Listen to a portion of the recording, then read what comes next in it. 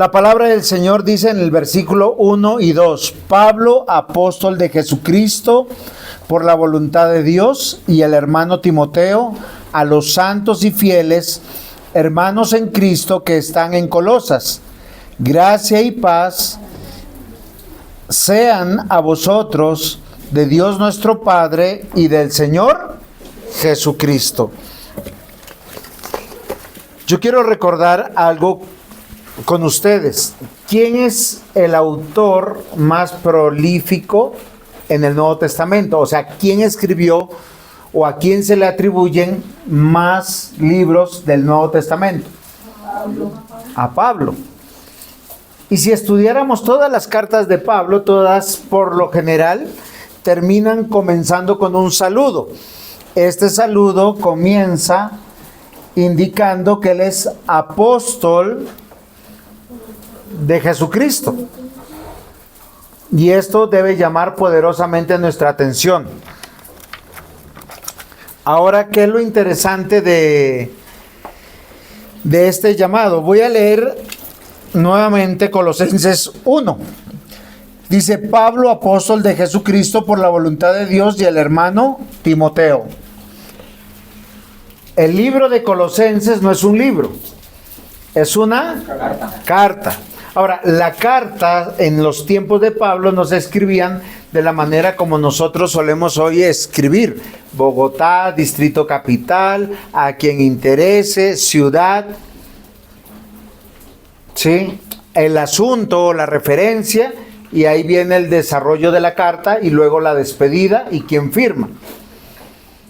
Aquí lo que por lo general pasa es: hay que economizar palabras y hay que economizar papel o el material en el que se escribía, porque esto era carísimo.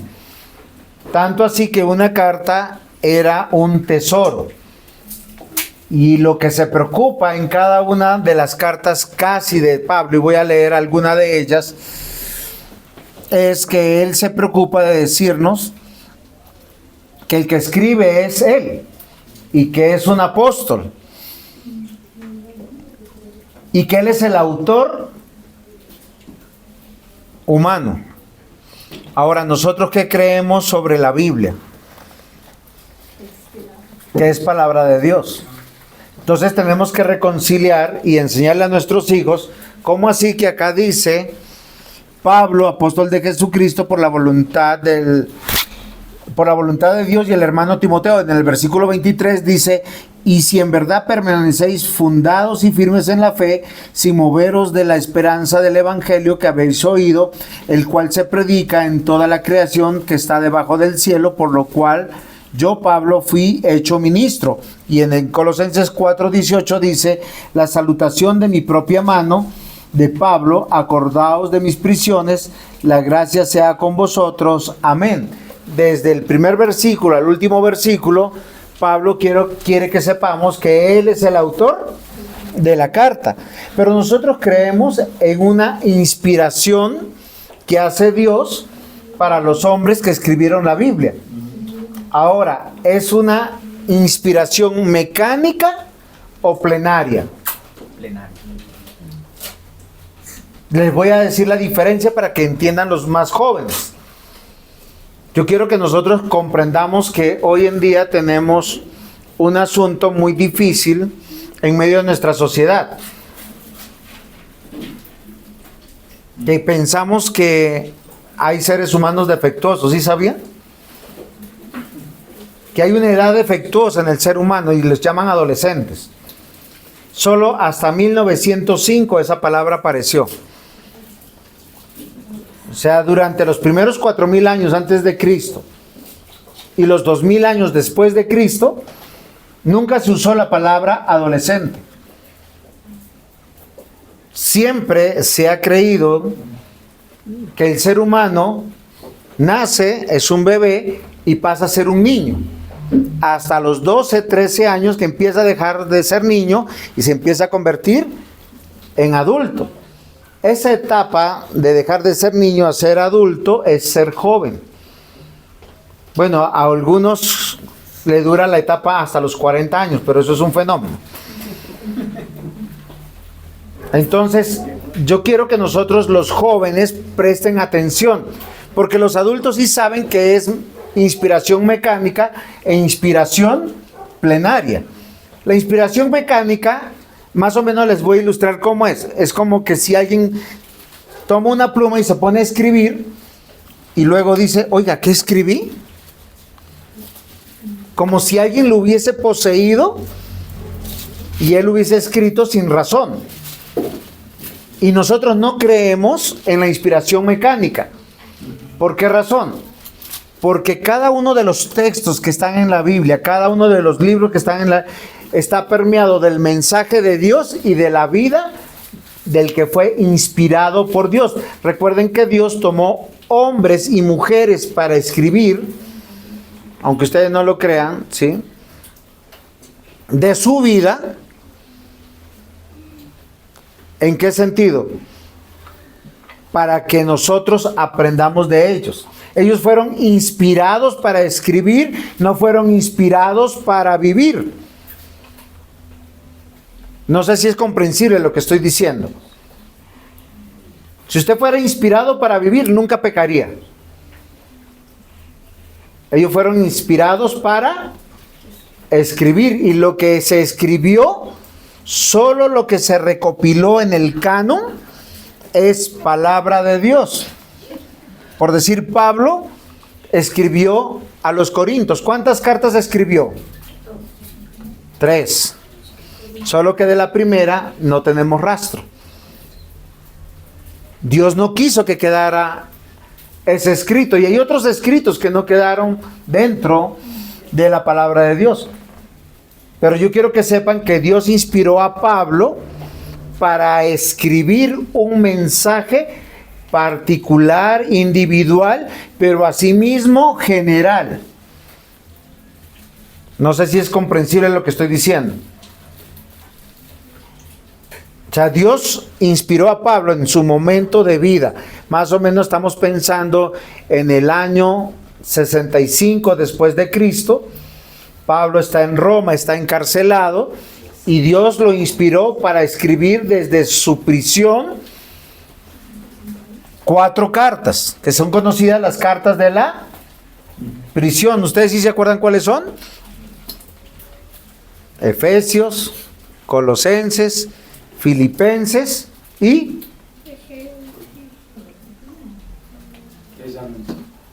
Sí, señor. Ahora, miren, no recuerdo bien. Yo creo que sí es Tesalonicense, pero a mí se me perdió en el momento. Pero yo quiero que nosotros meditemos algo que es conciso. ¿Por qué es la carta individual? Porque es con un destinatario específico. Así cuando Pablo escribe a Filemón, ¿se acuerdan? Es una carta personal individual a un personaje. En este caso es a una iglesia. Una iglesia que puede ser como la de nosotros. Porque a veces nosotros nos pensamos que las iglesias del Nuevo Testamento eran iglesias numerosas, porque pensamos que en Hechos de los Apóstoles se convirtieron 3,000 personas y los apóstoles eran así de efectivos, donde llegaban 3,000 personas y ya tenemos iglesia. No, en Hechos de los Apóstoles se convirtieron 3,000 personas que salieron al mundo conocido. África, Oriente, Occidente. Y con ese mensaje de Pedro se fueron a fundar iglesias, convencidos del cristianismo. Y les voy a comentar algo más, que nosotros no tenemos un original del Nuevo Testamento. El Nuevo Testamento no está basado sobre fuentes originales en griego. Por eso los comentarios de la alta crítica nos hacen dudar, y no, desde la teología, y no nos aseguran nada. ¿Sí sabían eso? Lo que tenemos son múltiples textos en diferentes idiomas que dicen lo mismo por un periodo de 1000 años. En diferentes idiomas originales de donde se escribieron. Y todos dicen lo mismo. Todos copiaron la misma carta. Por eso sabemos que Colosenses es Colosenses y fue escrito ¿por quién? Por Pablo. Entonces, el libro de Colosenses no es un libro, ¿qué es? Es una carta. Y porque es una carta, comienza con toda la autoridad de aquel que fue inspirado por Dios, y la palabra inspiración es algo que tenemos que aprender. Porque esa palabra dice que fue exhalado por Dios. Fíjense que nosotros para hablar, ¿qué hacemos? Inspiramos y luego sale la voz. Cuando Pablo fue a escribir, solo lo que Dios quiso que quedara en esta carta se escribió, pero se escribió de manera individual para los colosenses, pero a lo largo de la historia de la iglesia se ha leído en todas las iglesias cristianas. Y nosotros tenemos que creer lo que dice la carta como palabra de Dios, aunque es autoría ¿de quién? De Pablo. No podemos dudar porque la misma carta dice que yo, Pablo, apóstol de Jesucristo. Ahora, este es un saludo conciso pero formal del género epistolar. ¿Por qué decimos que es un género epistolar? No es la esposa de los apóstoles. ¿Epístola qué significa? Carta.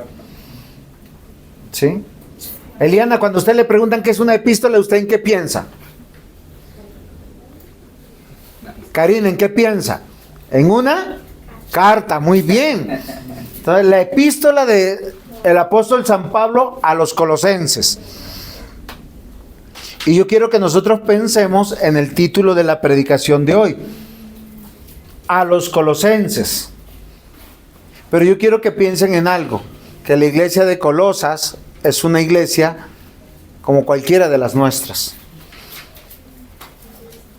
¿Qué tiene de particular la iglesia de Colosenses dentro de la historia? Que son personas que no eran analfabetos, que eran personas que medianamente instruidos, conformados por personas que eran empresarios, que eran personas con títulos, algunos de ellos. Aunque no eran muchos, pero era una iglesia preparada. Por eso la carta a los colosenses es una carta bastante filosófica en su argumentación. Por eso algunos han dicho que Pablo no pudo haber escrito esa carta porque tiene un lenguaje educado. Y aunque ustedes no crean, hoy, por la gracia del Señor, nosotros podemos leer en español con un lenguaje educado. Fíjense que no estaríamos hablando como a personas que carecen de educación. Una persona que carece de educación, hay palabras que uno dice, oiga, yo no entendí esa palabra. El lenguaje educado es un lenguaje sencillo, claro, pero entendible. El lenguaje técnico, ¿cómo es?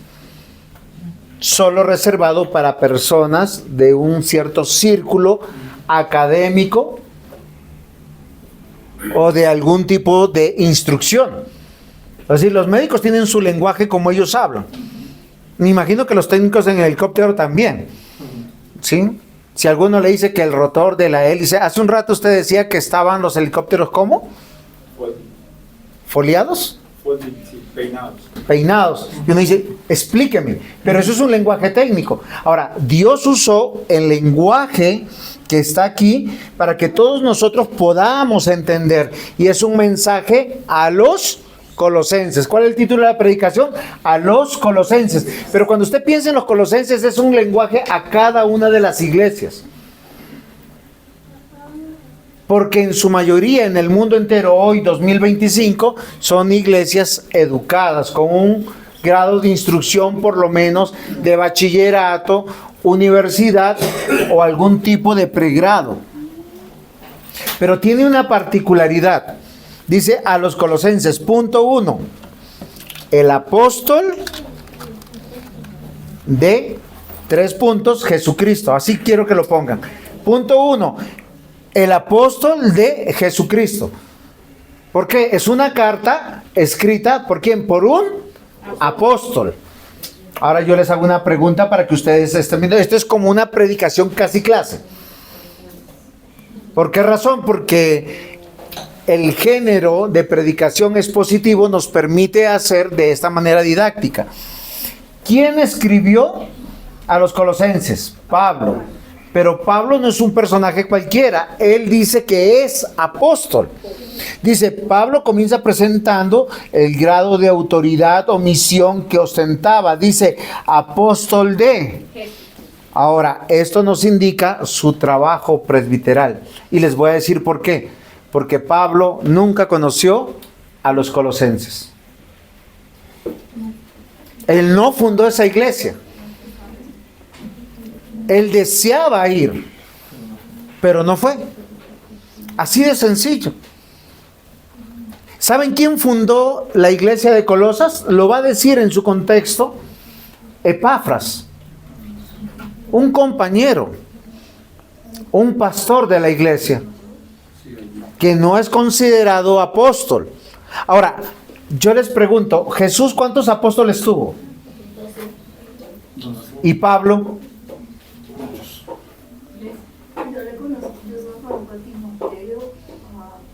No, yo tengo acá el texto, dice en Lucas capítulo 6, versículo 13 al 16, dice, cuando era de día llamó a sus discípulos y escogió a 12 de ellos, a los cuales también llamó apóstoles. Simón, a quien también llamó Pedro, Andrés, su hermano, Jacobo y Juan, Felipe, Bartolomé, Mateo, Tomás, Jacobo, hijo de Alfeo, Simón llamado el Celote, Judas, hermano de Jacobo, y Judas Iscariote. ¿Cuántos apóstoles contamos? 12. ¿Y Pablo por qué dice que ese era el apóstol? Porque fue... Ahora, una característica de los apóstoles es que ellos fueron llamados por Jesús e instruidos por Jesús. Y tuvieron una función única. No hay sucesión apostólica. El último apóstol llamado fue Pablo. Y de entre los 12 que yo mencioné, uno no era apóstol. La Biblia dice que era hijo del diablo. Y que Jesús sabía que era hijo del diablo. Pero lo llamó y lo siguió para que él pudiera hacer lo que había en su corazón. Se cumpliera la palabra de Dios, que tenía que hacer, traicionarlo. Eso también pasa acá en la iglesia. Nosotros todos venimos y nos llamamos hermanos, pero algún día alguien nos va a traicionar y va a decir, esta familia no me gusta, quiero una familia de mayor categoría o más cerca de mi casa o que esté a mi gusto. Judas se llenó de maldad, convencido por Satanás. Miren, Satanás solo tiene una labor: llenar tu cabeza para que tú abandones tu fe. Y al abandonar tu fe, abandonas tu iglesia. Uno puede tener muchos planes y muchas tentaciones para dejar su iglesia y su fe. Pero ¿sabe qué hace Dios? Persevera en nosotros para mantenernos juntos y unidos. Él es el que persevera, no nosotros, porque nosotros somos pecadores. Si yo le pregunto a los matrimonios, ¿cuántas veces han pensado en separarse? No me respondan. ¿Por qué? Por cosas bobas de la vida, porque uno cuando lo recuerda 10 años después dice, ay no, ¿verdad? Los matrimonios que están juntos es porque Dios ha perseverado en ellos, por medio de la fe. Porque si fueran por nuestros pecados, miren que el mundo para ellos es fácil. Yo me separo, tú te separas.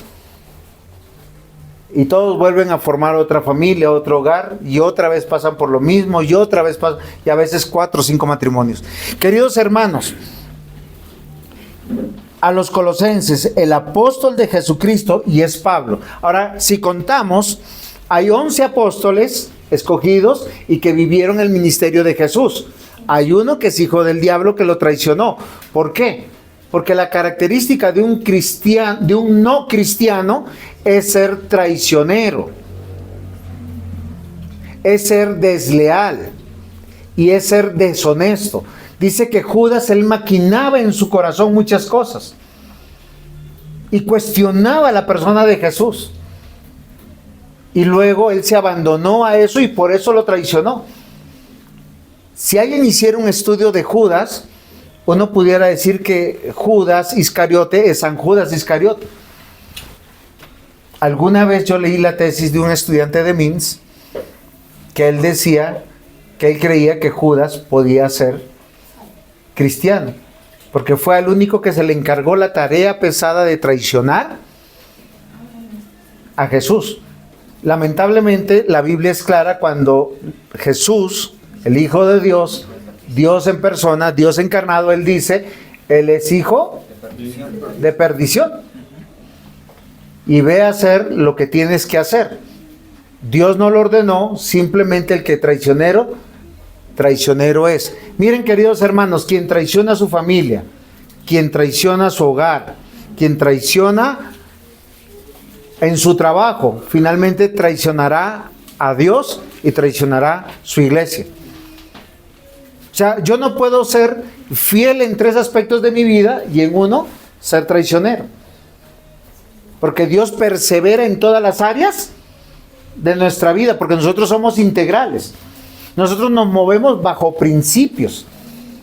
Y Pablo fue llamado, él dice en algún texto de la misma Biblia que fue llamado como un abortivo. O sea, fue el último para completar los 12.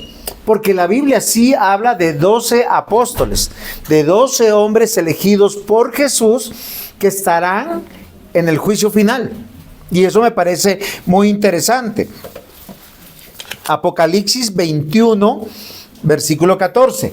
Y el muro de la ciudad tenía 12 cimientos, y sobre ellos los 12 nombres de los 12 apóstoles del Cordero. Y firmemente, aunque la Biblia no dice que estará escrito el nombre de Saulo o de Pablo, ahí estará su nombre, porque Dios permitió en su infinita gracia que por lo menos las 13 epístolas que escribió Pablo, él diga apóstol de Jesucristo. Ahora, ¿qué significa apóstol? Simplemente significa enviado. En el Nuevo Testamento se usa la palabra apóstol específicamente para los discípulos de Jesús, porque fueron enviados. Marcos capítulo 3 versículo 14 dice: y estableció a 12 para que estuviesen con él y para enviarlos a predicar. Lucas 9:11, habiendo reunido a sus 12 discípulos, les dio poder y autoridad sobre los demonios para sanar enfermedades.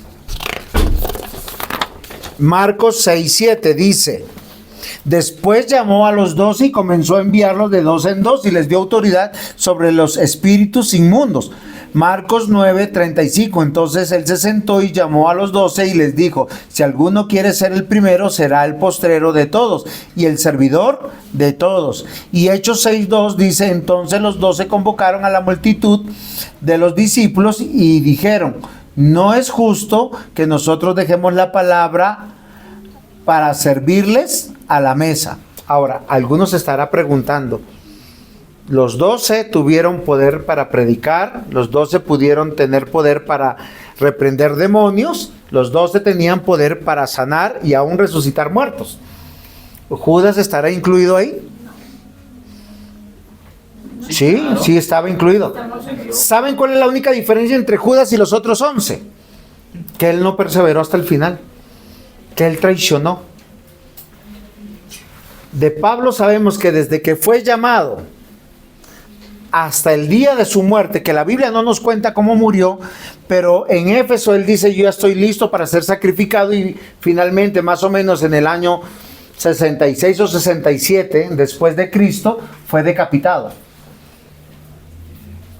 Algunos no es claro si es 66, 67, 68, 69. Hay una diferencia en la historia, pero eso no es importante. Pero lo que sí sabemos es que él murió decapitado. Ahora, ¿cómo sabemos que él fue instruido por Jesús?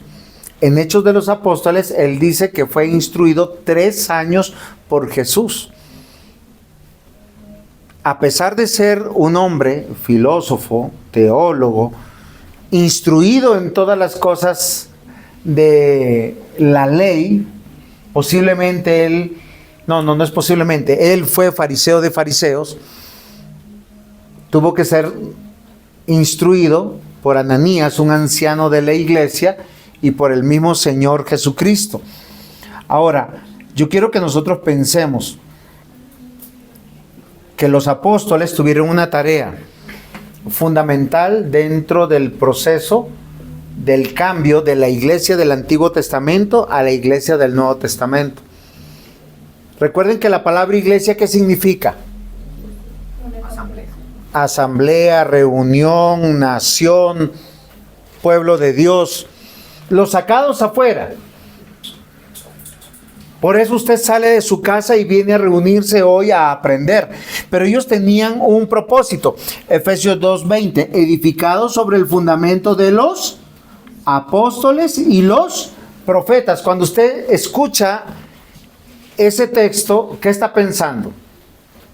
Edificados en el fundamento de los apóstoles y los profetas. ¿Qué se le viene a la mente? Antiguo y Nuevo Testamento. Y miren lo que dice acá: siendo la principal piedra del ángulo Jesucristo mismo. O sea, Jesucristo une Génesis a Malaquías y de Hechos a Apocalipsis. Porque los evangelios, ¿de quién se trata? De la obra de Jesucristo.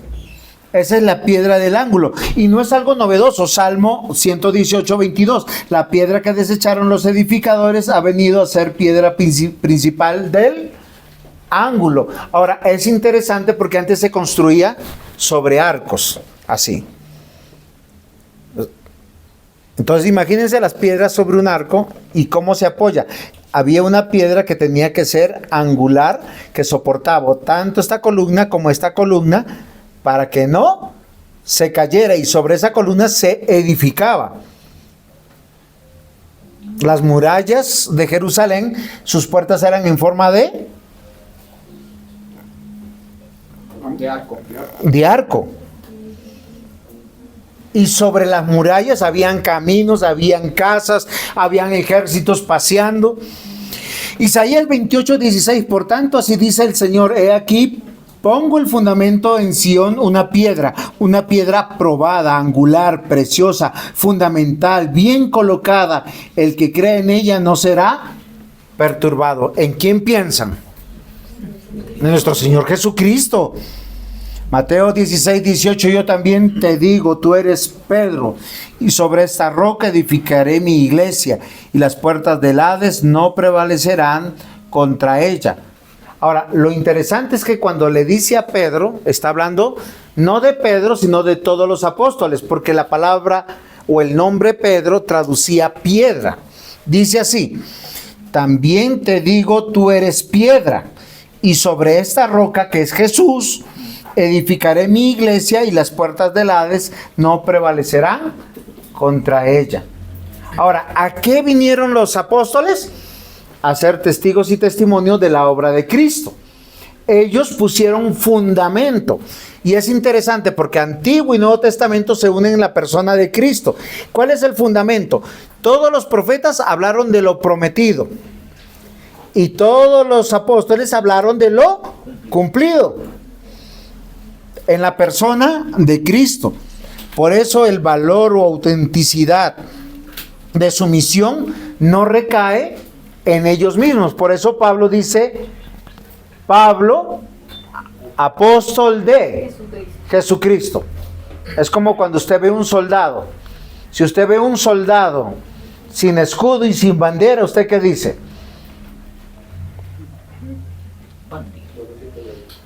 O con una bandera que no sea de la nación. Puede que sea azul y roja y blanca, ¿no? Y si tiene un 19, salga huyendo. No, tenemos que ser claros. Los soldados se identifican con su general, con su capitán. Y nosotros tenemos que entender esto. El valor o autenticidad de la misión de Pablo es que él era el mensajero de Jesucristo, no autonombrado.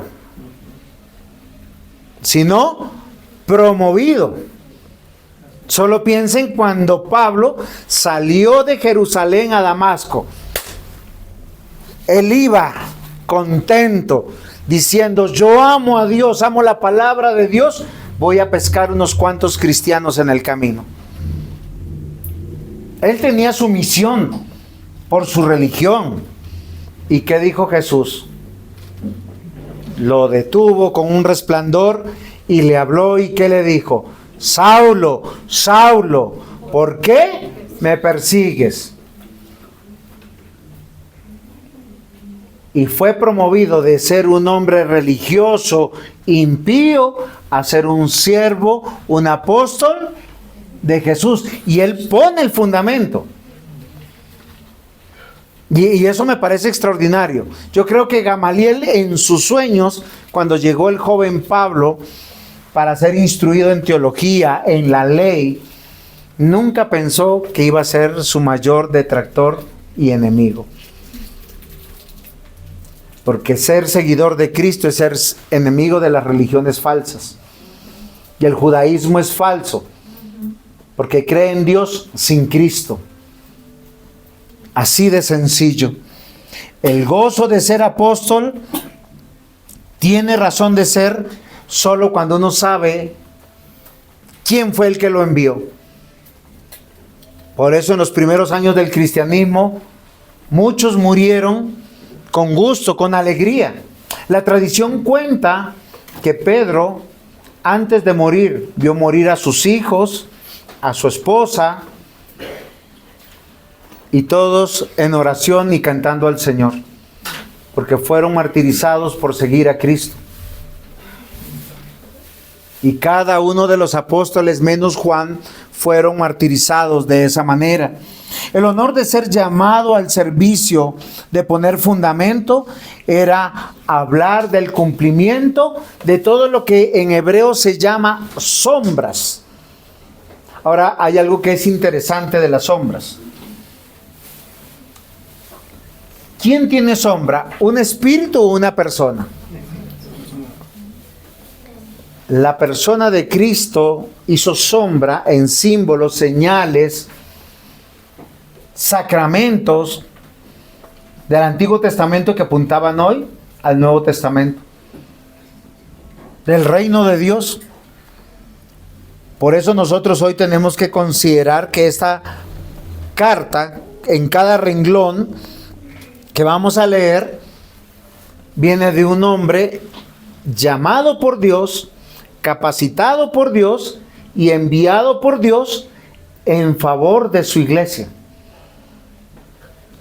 A los colosenses, ¿cómo era el primer título? Se me olvidó. El apóstol de Jesucristo.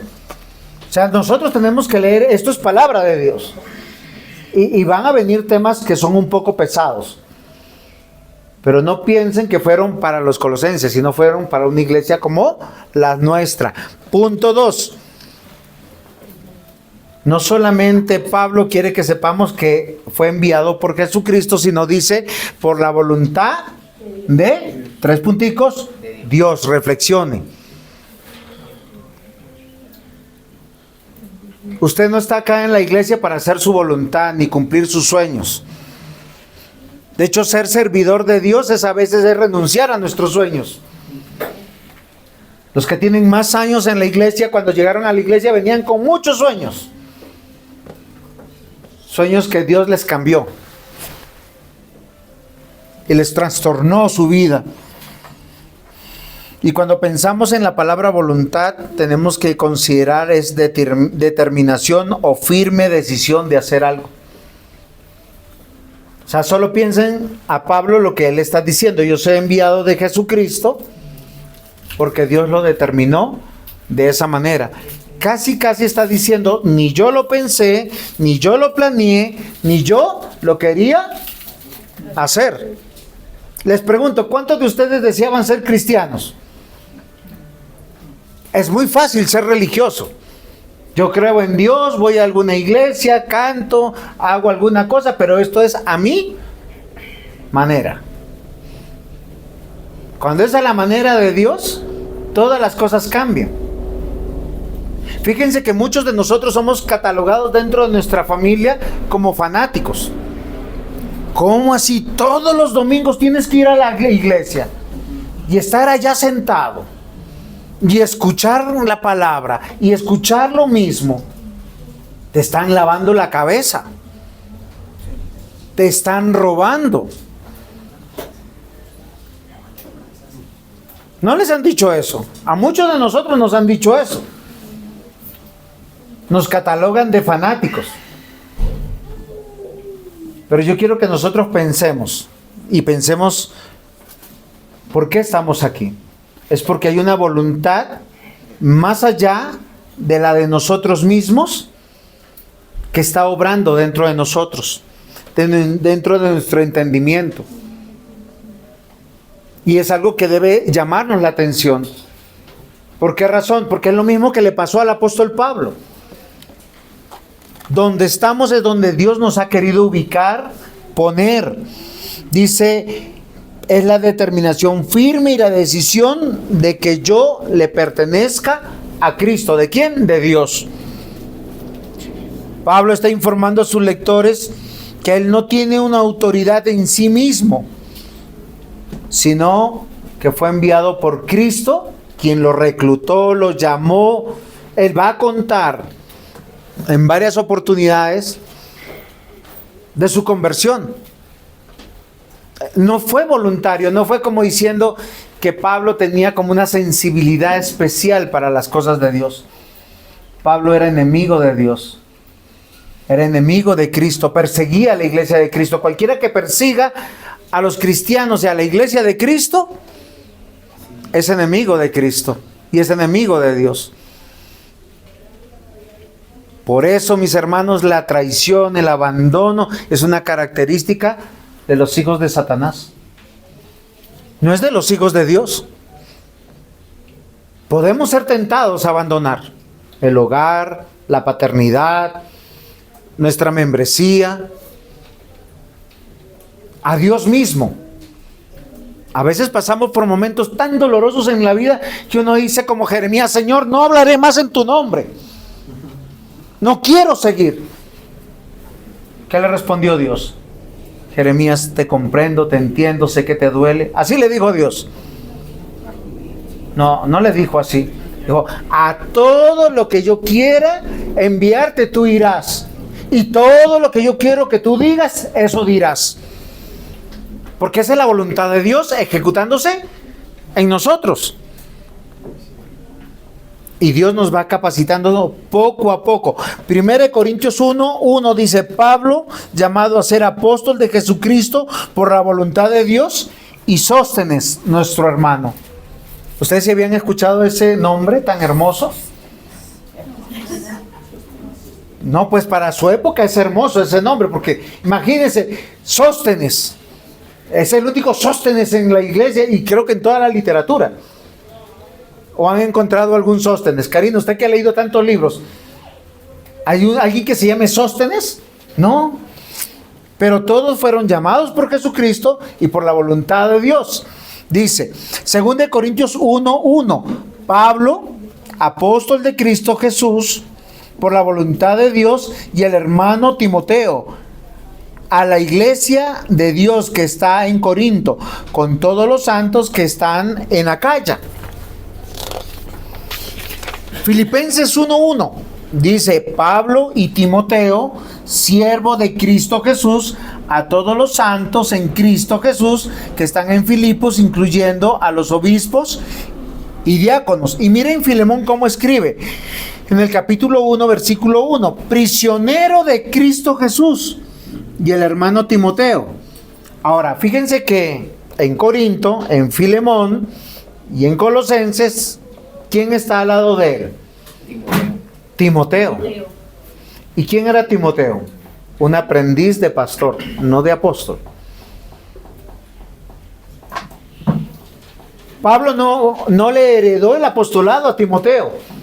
En 1 Timoteo dice, este es mi hijo amado en la fe. Dice, yo lo engendré con dolores en sus prisiones. ¿Por qué? Porque Timoteo, ¿qué hizo? renunciar a su vida para ser instruido, para ser pastor de la iglesia. Y él le va a decir muchas veces, yo te puse en Éfeso para que tú ordenaras ancianos o presbíteros. Y eso es muy importante. Pero no le heredó apostolado. ¿Qué le dio? El fundamento para establecer una iglesia bajo el principio de presbíteros, ancianos, obispos o pastores, que es un sinónimo. El sinónimo de presbítero, ¿cuál es? Obispo, anciano o pastor. Y no hay categorías, aunque tenemos funciones diferentes. Esta autoridad no fue delegada por hombres para Pablo. Él quiere que sepan los colosenses algo muy importante, que lo que él está escribiendo no solamente es inspirado por Dios, sino es el cuidado que Dios tiene para su iglesia. Por eso la Biblia dice que los pastores son un don para la iglesia. Y es muy triste cuando en una iglesia no hay pastores o no se promueven pastores. Y por eso nosotros no vemos hoy en día pastores que sean apóstoles. Y los apóstoles que hay hoy en día son apóstatas. No sé si es comprensible. Si han escuchado por ahí el apóstol Julio no sé qué, el apóstol Fernando no sé qué. Y uno dice, ¿será que hay apóstoles hoy en día? No, no hay apóstoles. A no ser que estoy usando la palabra apóstol como el enviado, pero no con la autoridad de sacar demonios, resucitar muertos, sanar enfermos. Porque la Biblia dice en 1 Corintios capítulo 13 que esos dones extraordinarios para establecer por primera vez la iglesia tendrían que cesar, que el único don que no va a cesar es el del amor, la fe y la esperanza, esas tres virtudes.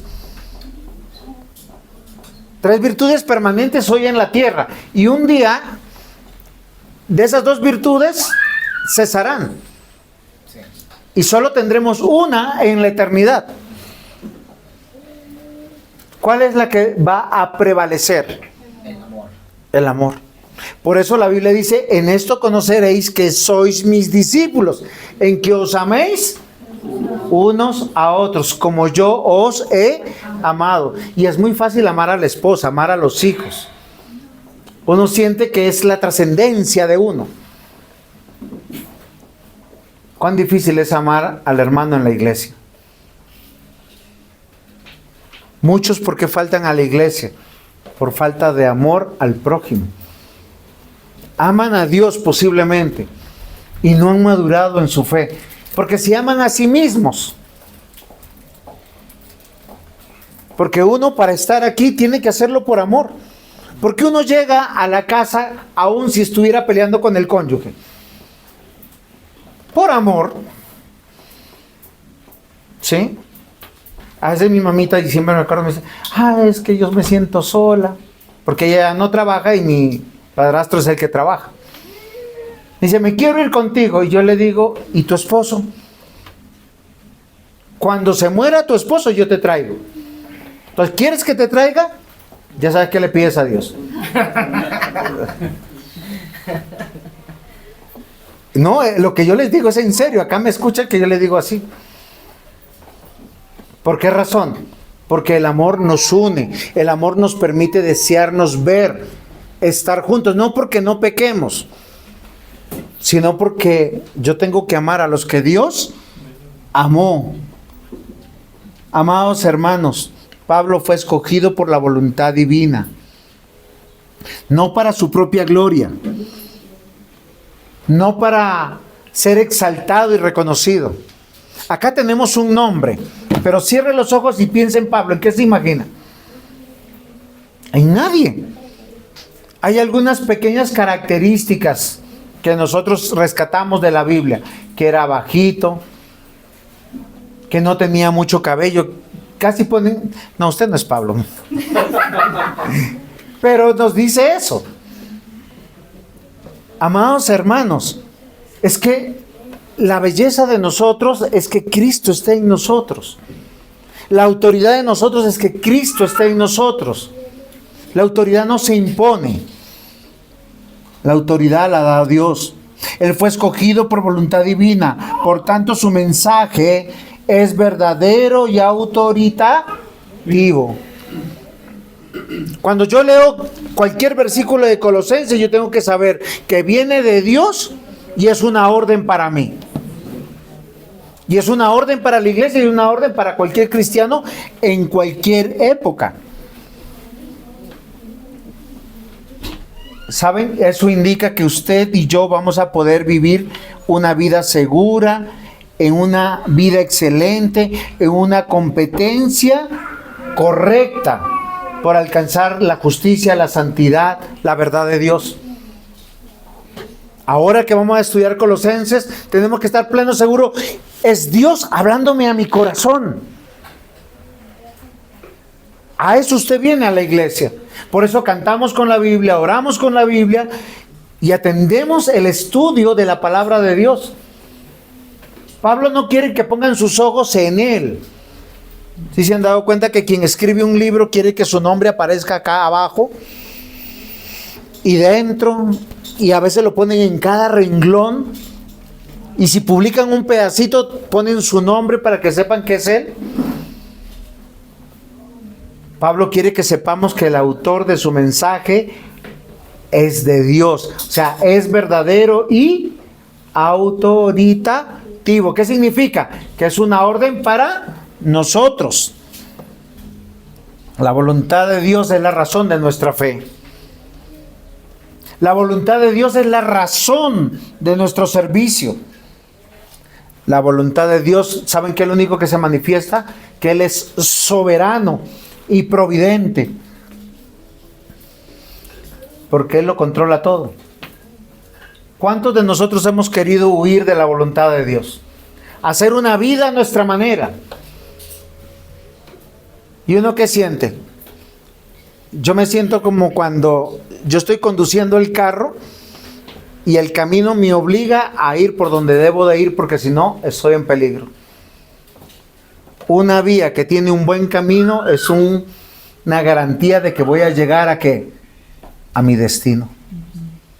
Y Jesús dijo, yo soy el camino, la verdad y la vida. Y Pablo quiere que sepamos que esa verdad que él va a escribir a continuación viene de Dios.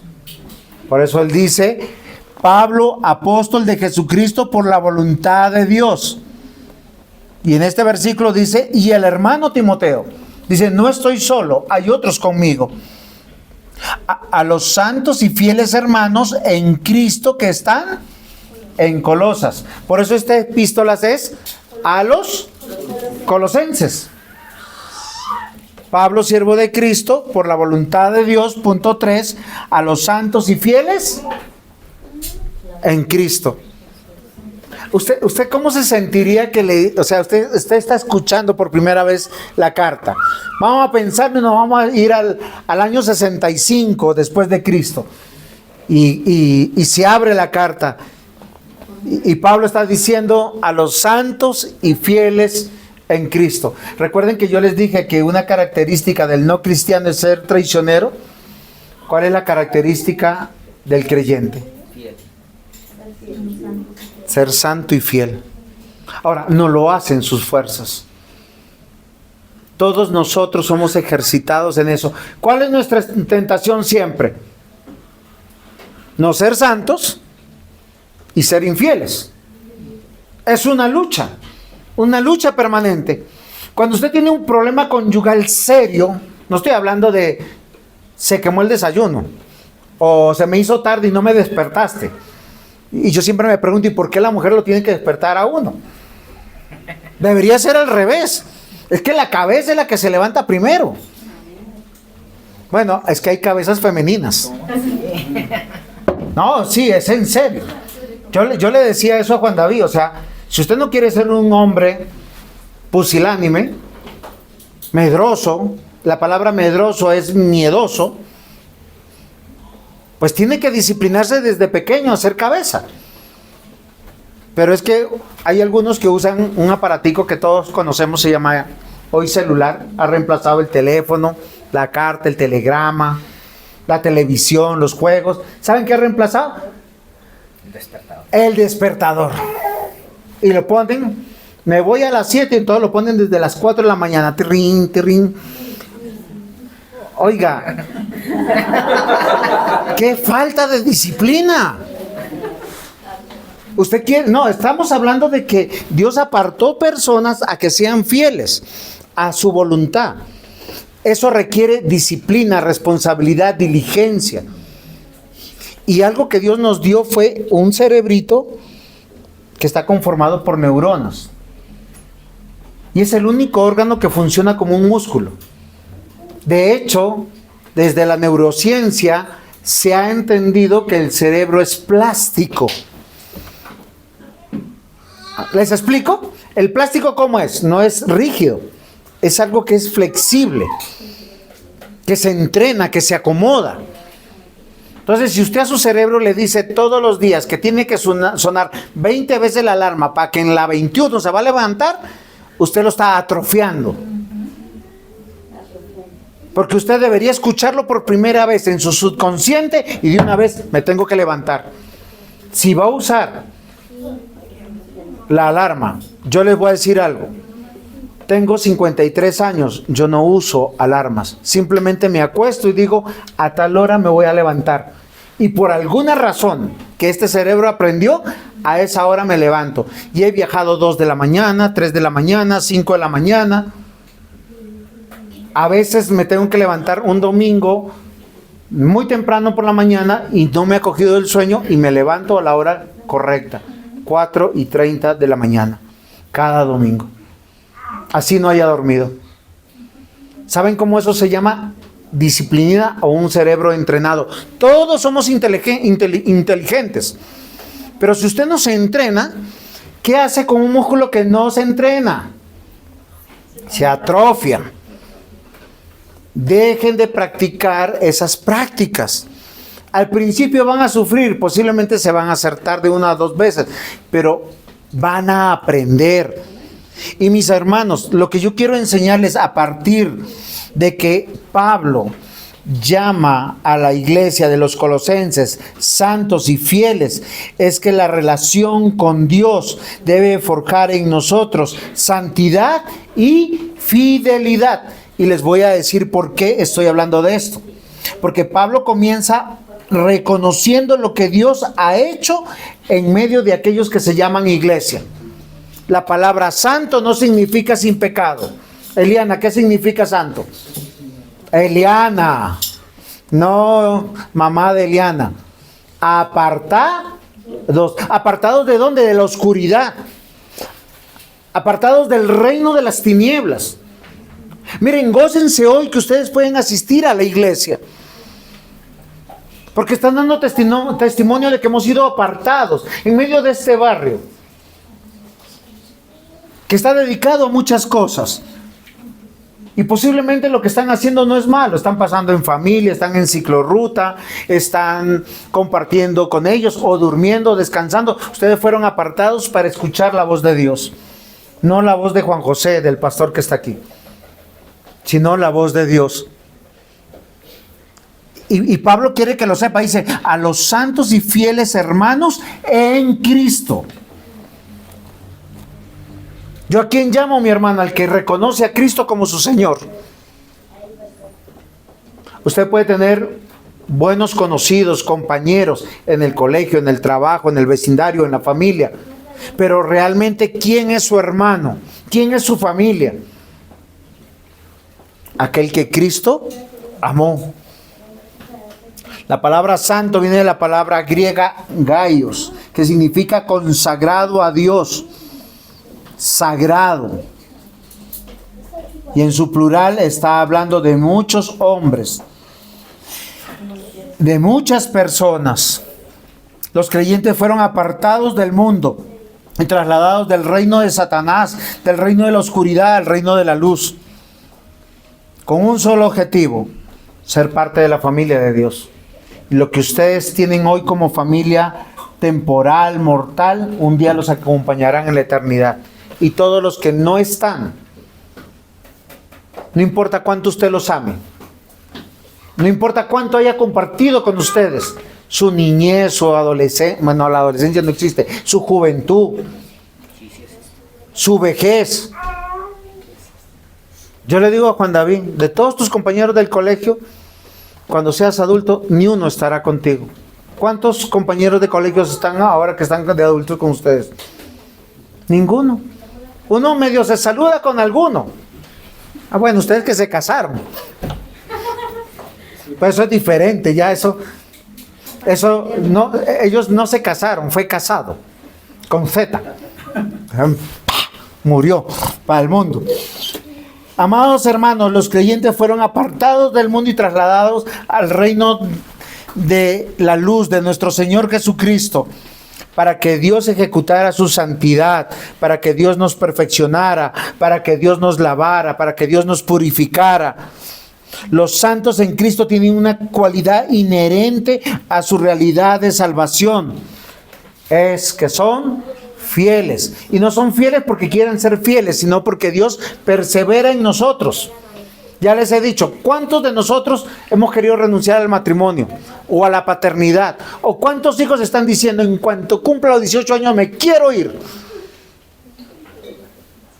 Hay muchos que dicen porque quieren hacer su voluntad, solo que cuando sacan cuentas, dicen mejor me quedo en la casa y sigo peleando. Pero mis hermanos, el vínculo por el cual nosotros en Cristo nos reconocemos, Pablo quiere que recordemos que somos familia de Dios.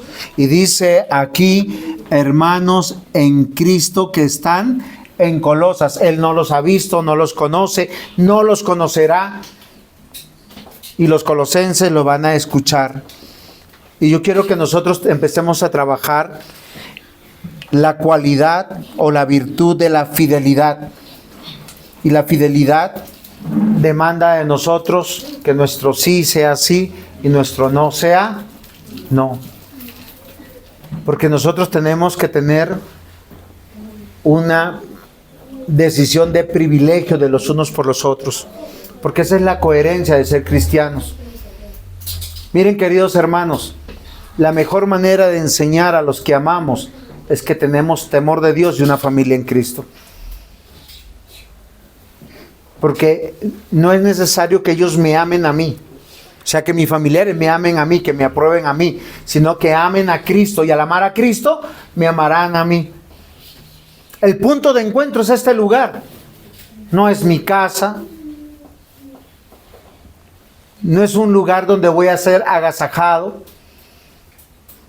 no voy a ser un lugar donde yo sea honrado, porque si yo soy honrado, deshonro a Dios. Yo tengo que manifestarles en el tiempo que estoy firme en mi compromiso con Dios, siendo leal a Él, con los que Él amó, porque Él me amó. Y eso nos va a costar horrores. Amados hermanos, como conclusión, en algunos minutos solo quiero que nosotros pensemos en esto. Esta carta fue escrita a los colosenses y es una iglesia como cualquiera de nuestra. Todas las luchas que vamos a ver acá, nosotros las estamos luchando. No hay pecado nuevo debajo del sol.